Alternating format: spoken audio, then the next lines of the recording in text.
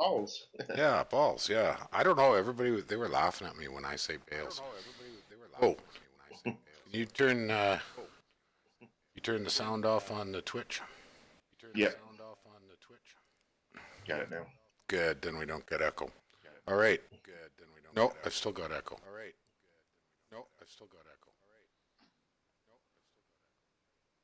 Testing, testing. There we go. No. Oh, wait a minute. I know why I have echo.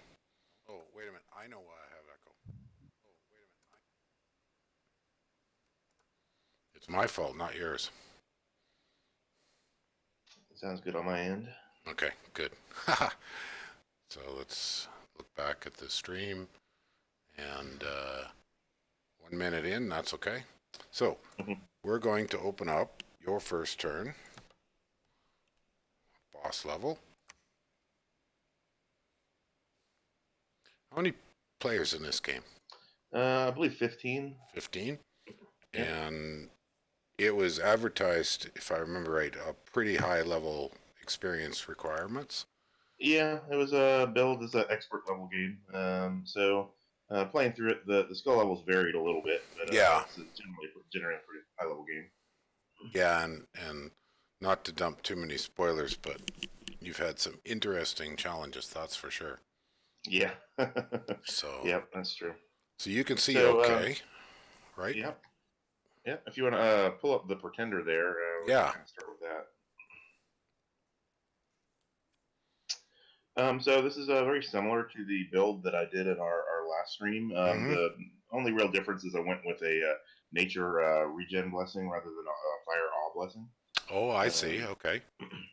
Otherwise, it's pretty much the same thing. So get a little bit of reinvigoration, blood surge, regeneration is the big one there, and then combat far casting, which we'll be later. Yeah, I had that question. Seventh Pass was asking me, and he's clearly talked to you since then. What was your goal for the Farcaster? So the two real strengths that Nava has is there are a lot of sacred thug options, which is why we have the regeneration there, Right. and blood surge as well. But the other thing is they have a lot of really strong combat sacred artillery mages as well. So the thugging you're gonna see like right out the gate here, the regeneration pays off.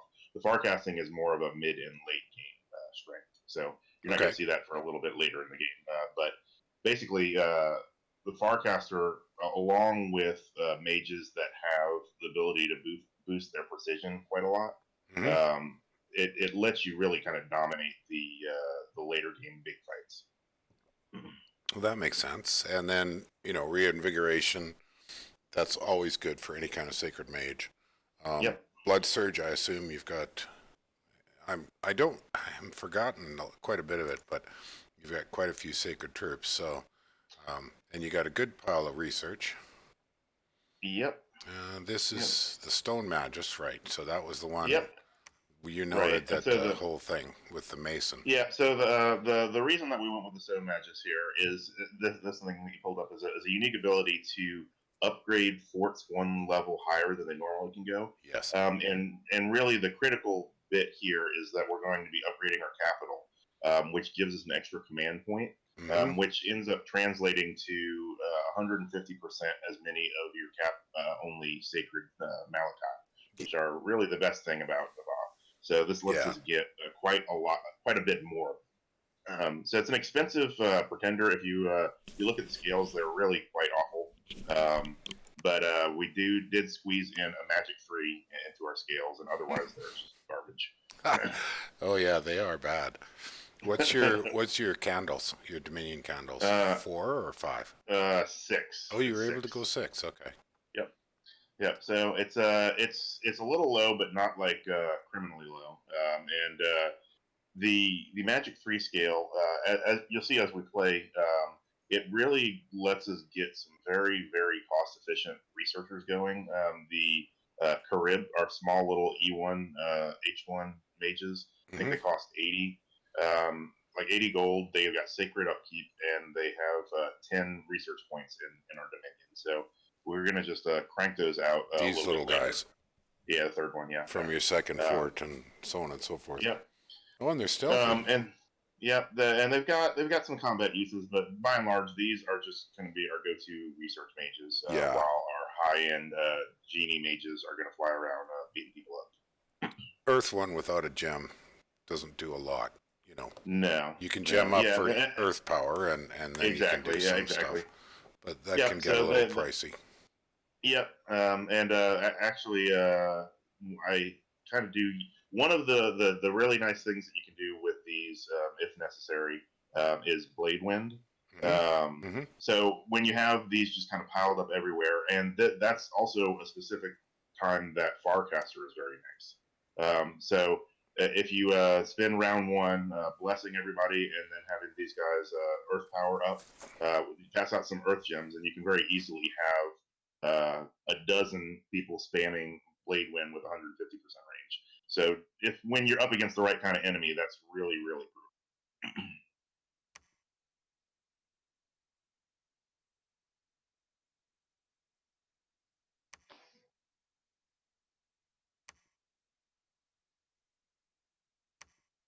Are you still there? I did not hear your voice. Sorry about that. There you go. I just briefly put it on mute for a second. No, I was just going to say, okay, now your basic move's pretty standard. You're going to do a little scouting. Something I often do, you didn't, is I often probe with my initial scout on retreat order. But Yep. I don't see. Do you have any farms? So you got some farms here, so they've got a chance of having fairly hefty defenders. Yeah. One of the things, the initial move here, I find with this build, what's more critical than the population is the resources. Okay. So what I'm particularly focused here is the mountains next to me. So the mountains to the east and to the north. I immediately note that they have. So you can see this one has 76 resources, and then to the north, I think, there's mountains. So those are the two that I'm most interested in for my initial expansion. Okay. And you're profiting your initial commander. What's Yep. your starting army like? The one, So the giant infantry are not super weak. They're pretty reasonable, but you only get 6 of them. They are. They're not super awesome just because you've only got 6 of them, so they tend to get swarmed, and the archers are pretty crappy. Okay. So these guys are not bad when you get up critical mass, but 6 of them is not critical mass, Right. and the archers don't really do much. Okay. So your starting army ends up being relatively weak just because of that. The archers, they are undisciplined. They don't have any protection. And the little short bows don't do a whole lot. They fold pretty quick. They have Hang on. Yeah. Am I missing something? You've got skirmisher there. But okay, so they're automatically in skirmish formation. Okay, so that does work. I thought for a minute there was something that you wouldn't be able to set them to skirmish because they were undisciplined, but that's not the always case. skirmisher. Yeah. Okay. So what we're going to do is we're going to recruit our sacreds basically with our regen bless. They are actually pretty nice. They on the bottom right, yeah. So they are they've got glamour. They've got a reasonable defense. They've got giant hit points and regeneration. They hit relatively hard with a decent attack. So they're not like super awesome. This is not what we're going to be winning the game with, but as far as the expansion, they're relatively solid. Right. Okay. Vulnerable to iron. Well, probably isn't here nor there. Stealthy, yeah, maybe. Yeah. Okay, but they're size 3, so at least you get 2 in a square. Yep. Okay, so you bought what you can of those. And, and that's primarily why I'm worried about the resources. As you can see right out of the gate, I can only recruit one of them. Yeah. And which mage so we want to get a little bit of resources going. Okay.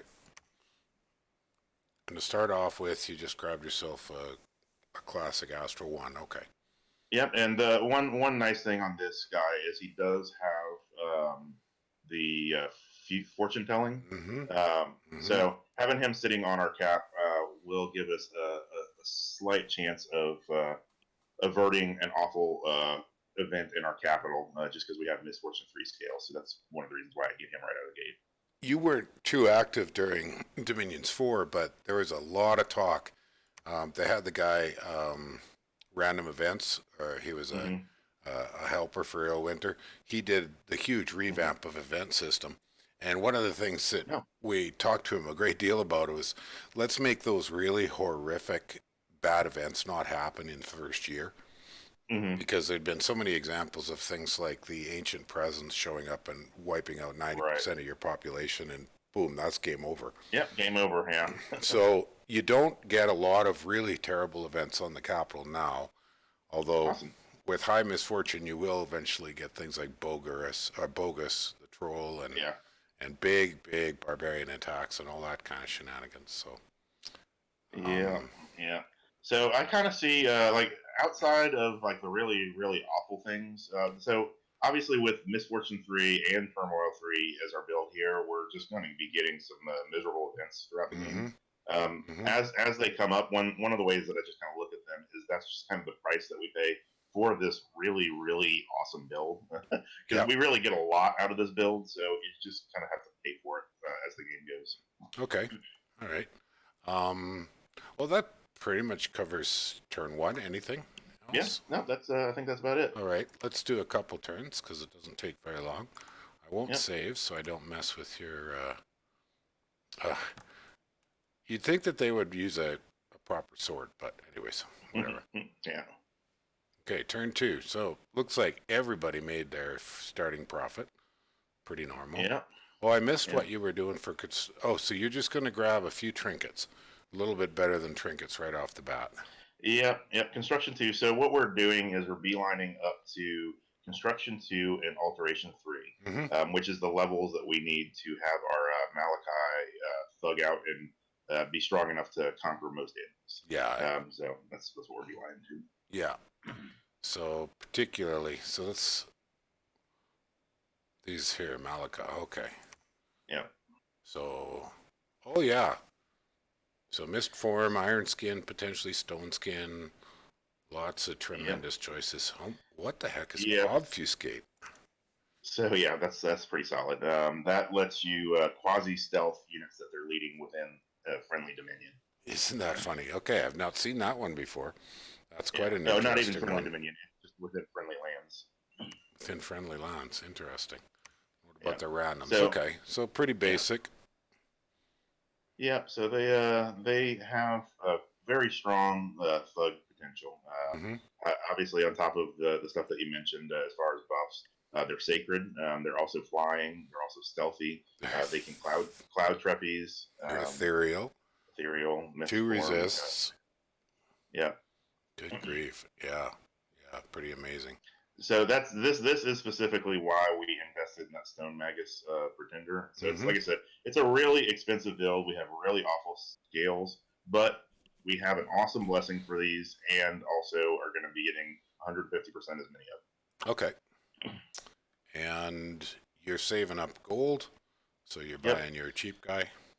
Yep. And so we're getting the treat, guys. So on top of saving up gold, as we don't really have enough to afford everything right the second on turn two, but now we've got going to have an Astral one Mage Intercap and a Earth one, which is what we're going to be using to forge our Malachi equipment in a couple turns. Right. Right. Okay. All right. And you did bring along your one sacred. Okay. So you stuffed him in with the rest. Everything else pretty straightforward. Yep. Put your commander. Yeah, that's pretty typically where I put him is kind of just 3 or 4 squares behind the line. So Yeah, that and then have the line just hold so that they come forward just a little bit. yeah. One of the things too that you'll notice immediately, even on the first combat, is the 150% range for the far casting starts triggering right there on the smite. The smite, word of Yeah, power. yeah. So when you watch the replays on these expansions, you're like, wow, that smite really reaches out in Word of Thorns after the nature. Word of thorns. But Word of really, thorns. Yeah. yeah. So the Word of Thorns applies bleeding, and it also tangles them up. So it can be nice under some circumstances. Oh, it sure can. I mean, bleeding can take out take out monster expanders. It's one of the ugliest things to deal with a monster expander. Oh, yeah, pull up the holy spells again real fast. And there's one more thing that I want to Yep.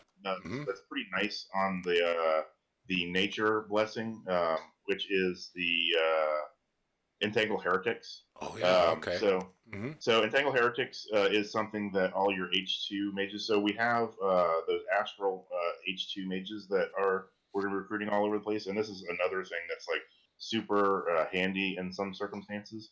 And again, 25 range is a little bit constraining, but when you have that Farcaster, that all of a sudden becomes a relatively long range way to tangle stuff up all the way on the other side of the battlefield. Right. Okay. Well, that makes sense.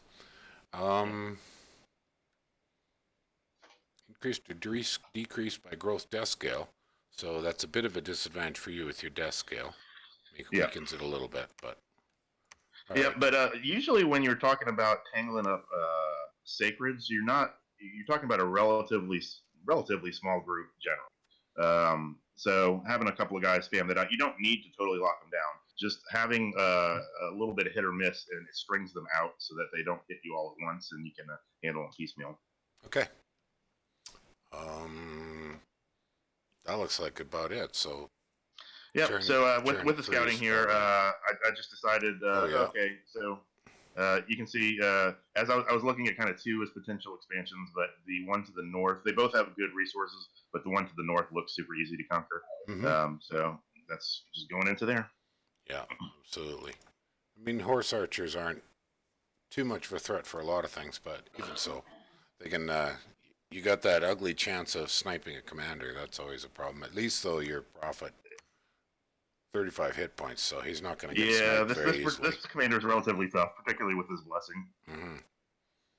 All right. All right, let's go to turn 3. So I'm kind of going to shoot for about, my thoughts are 30 minutes an episode. All right. We'll do this one, and it's just, I find that a decent length for YouTube so that you get some retention. I know some people run an hour or 2 hours or whatever, but very few people even watch that long. So yeah, that sounds good. So what's on our messages? Just one battle, and you lost a few of your little guys. Yeah, like I said, I'm not very impressed with the desert archers. They're just they die like flies. I pretty much don't ever recruit them. But you can see the giant infantry is, like I said, no joke. They just stomp the floor a bit, particularly against like a relatively small amount of people like this. Well, let's have a look. Let's see how this turned out. So imagine your guys. Yeah, your little archers are going to rush forward, of course.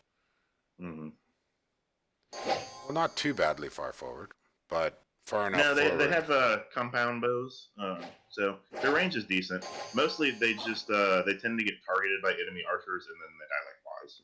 Right. Well, that word of thorns is working. Yeah, he missed there, but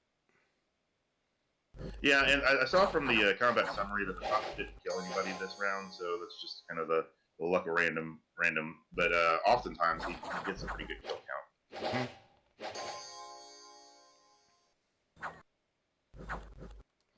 And the desert archers, one of the nice things too is they do have scimitars, so they do a little bit above average damage. They just can't take a hit. Right, exactly.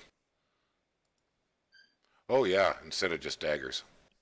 Yeah, good call. Oh no, short bows. They don't have composite bows. I was thinking of something different. Right. Okay. And then afterwards, I was thinking about the camel archers. They're nice. They have composite bows. Well, you got a few wounds, but limp, chest wound. Okay, so whatever. Yeah. What's on your recruitment? Oh, there you go. Now you're doing much better. Yeah. So we got a pretty great amount of resources from that first one. So we got pretty lucky on that. Yeah, you sure did. And now we're pretty well set up. And as you can see, we start recruiting our Malika. Okay, and literally at this point, every single turn, recruiting Malika. That's just all you recruit there now. Are you going to put up your second fort before you upgrade your capital, or the other way around? Nope. other way around in this case. Yeah, yeah. Yep. That's kind of what I was thinking. Yep.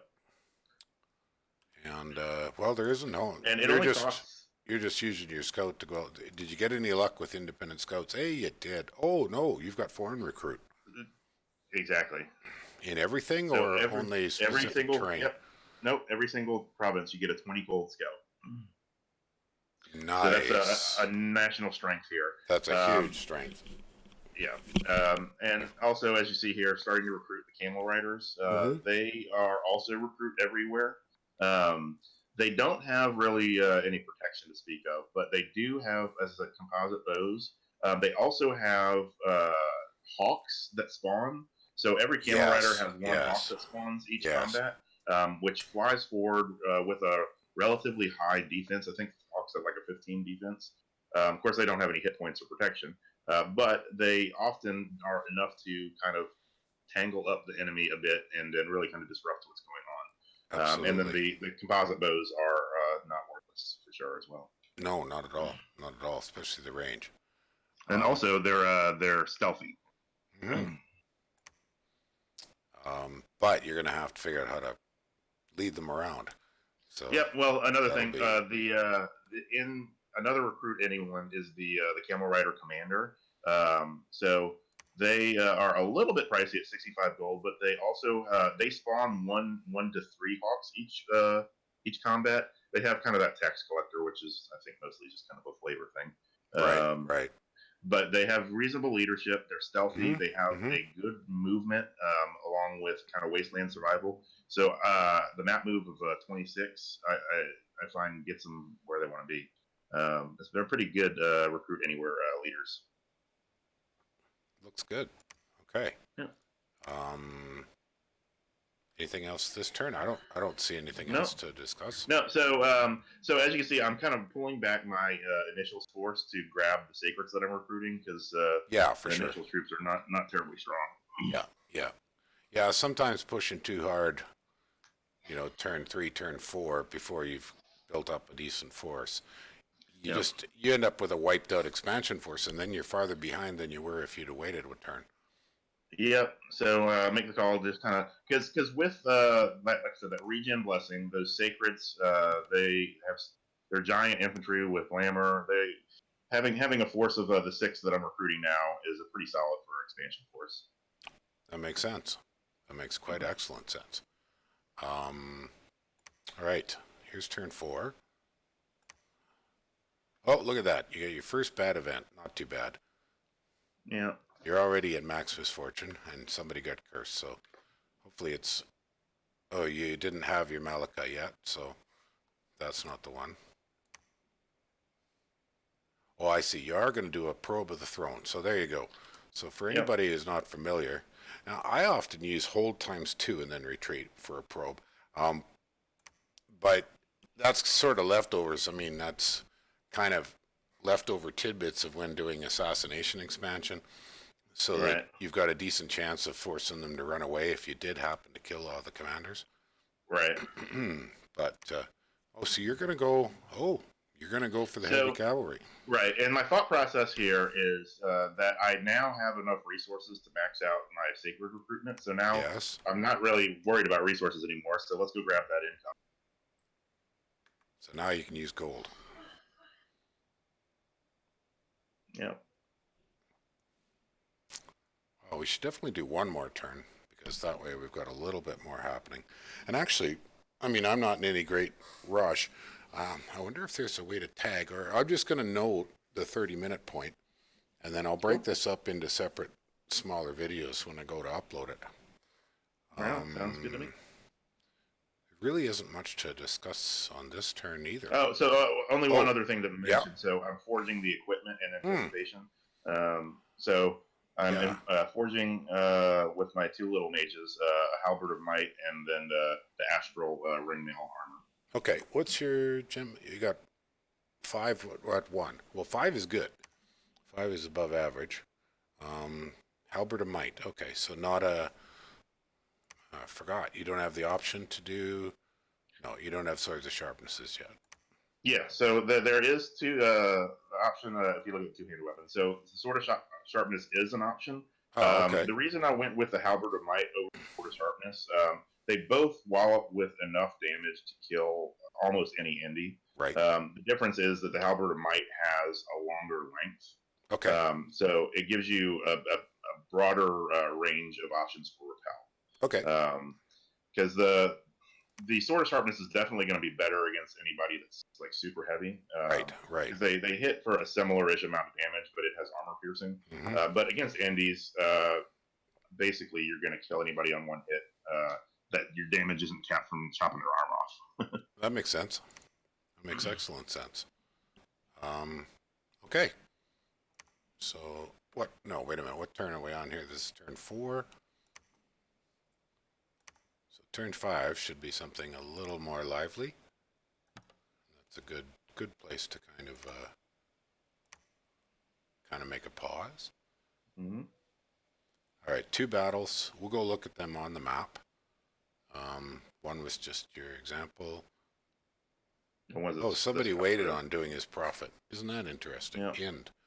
He must have bought some valuable, probably his cap only specialty. So how'd you do here? Well, that pretty much wiped out your little archers, but you're not going to make any more of them. Right. And as you see, Jan guard, giant infantry, just like.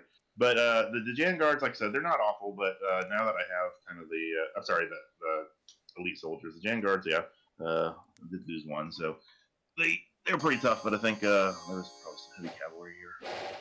So what do you think is going to be your typical size for expansion army? 10 of them, or 8 of your Jan or your secrets? Yeah, about that size. So depending, but yeah, around there. Well, as you can see, I was recruiting some camel archers. They mix really well in there. Okay. With the hawks that's going. So I usually go with about 8 to 10 Jan guards, and then supplement them with a handful of camel riders. With your foreign recruit camel riders. Yeah. Yeah, that makes sense. And you took that heavy cavalry out easy. No problems there. Yep. Jeez, and they berserk. Good grief. That's a blood surge, actually. Oh, that's blood surge, not berserk. Sorry. Yeah. I saw the coloration. I forgot. Yeah. It's a little confusing. Well, very straightforward. Yeah, you lost pretty much all your archers. So you're done with the little crap archers. Yeah. And so you're going to do a bit of a spiral expansion, looks like, which I'm very fond of, in that you kind of mark out your territory by pushing hard at the borders.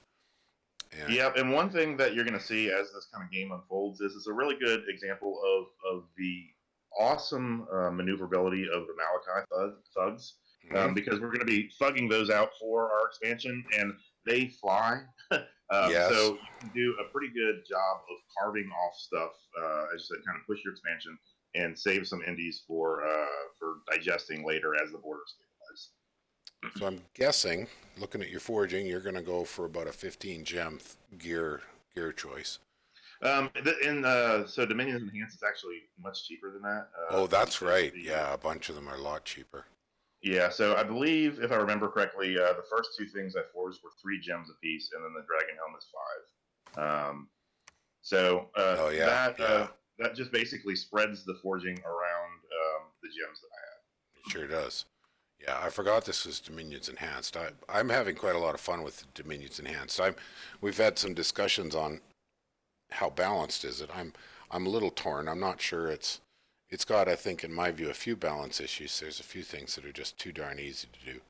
But the fact that one of the things that kind of stands out a lot to me is that Dominions has been designed like with afflictions and with cursing, and generally to kind of make it so that it's hard to have like one guy just stomp around and kill everybody. Dominions Enhanced gives a lot of recuperation, a lot of ways to get rid of cursing. So it makes it leans more heavily into super combatants than vanilla does. Well, the other thing I noticed in my big team game with Dominions Enhanced is there's some national summons that are, I think, much too inexpensive. Typically, elite troops are 4 gem each, kind of thing, like whites. Ordinary troops around 2, and junk around 1. They've actually got some stuff that are elite troops under national summons when you get high enough up there for less than a gem a pop. And that gets a little crazy. Yeah. I think, there's sort of just a generic design rule in the game that those are the rough pricings that Ilwinter has put into the game. There's still cases where summon prices are way out of whack. I personally feel that the astral summons, particularly for the monkeys, are still priced based on the days when there was a heck of a lot more astral pearls in the game because you had the generating clams. Right. And so you hardly ever see them used because there's just too many other important uses. Right. So nothing too special in recruitment. You're just maxing out, grabbing another Malika. And you're going to need, how much gold do you need to, what does it cost to do your construct building? 450. Okay. Only 450. So the Malachi are pretty expensive. At this point, we're only recruiting one every other turn. So we'll be able either next turn or the turn after that is when I upgrade the fort. It comes relatively early. Just like I said, it's only 450 gold. So you're going to roll that Malachi out right away, or you're going to wait for Alteration 3? I'm going to wait for Alteration 3. It makes a huge difference. Yeah, for Mist Form. And Iron Skin. So that's our 30 minutes. So I'll just call this is our break for an episode. And I don't know of any way that I can make a tag mark on here, so I'll just keep that in mind. I'll make a mental note that it's 31 minutes. So we can move on to the next turn. Sure. And we'll do sort of 2 episodes at once, and I'll just break them up with my editor. All right. Okay, turn 6.